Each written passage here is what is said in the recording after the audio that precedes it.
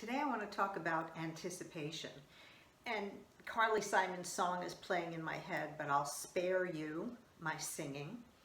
Anticipation's a really good thing. There's all sorts of research out there that tells us that we need something to look forward to. And you knew that already, right? Something to look forward to helps get you out of bed and helps get you going. And it can be a really big thing, like a fabulous trip or grand event. And it can be something as simple as, what are you going to have for dinner today? Maybe meeting a friend, maybe looking forward to the weekend. But we need something to look forward to because it helps us get going. To take it further though, sometimes we overthink whatever it is we're anticipating, and then it turns into not a very good thing. So I'm reminded of a story that Danny Thomas used to tell. Remember Danny Thomas? If you don't, maybe you know Marlo Thomas, his daughter. But Danny Thomas used to tell this story about Pat, who overthought borrowing a lawnmower from his friend.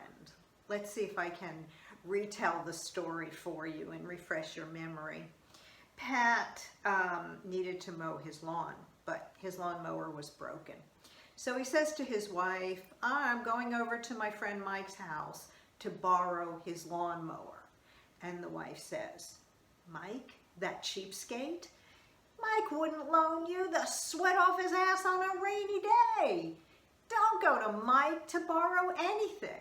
And Pat is offended that his wife would think this way, and he says, Mike is our friend. Mike is married to your sister.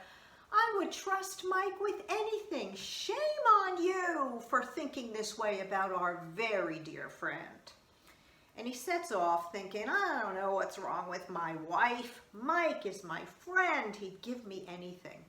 And he's walking and he's walking and he's walking, and he's reminded of the time he asked Mike for $10 and Mike said, I don't have it. Maybe his wife has something there. And he's reminded of the time he asked to borrow something from Mike, and Mike said, no, I'm going to be using it later. I can't loan it to you. And he's starting to overthink and mull it over and overthink. And he gets to Mike's house, he knocks on the door. Mike opens the door, says, hey, Pat, good to see you. And Pat says, you cheap bastard, I wouldn't borrow your lawnmower for anything. And he takes off. And there you have it. And that's a story about anticipating something to the point of overthinking it, and it doesn't work out so well. So my message to you today is don't overthink. Look forward, anticipate, just like I am anticipating Krista's return, hopefully soon, and I'm not going to overthink. I'm not going to say, maybe she doesn't want to be my friend. Maybe she doesn't want to record with me. I'm simply going to accept that Krista is overwhelmed with responsibilities in her own home, but she's coming around, everything is working out, and she'll be right back here with me soon. I hope you have something wonderful to anticipate too.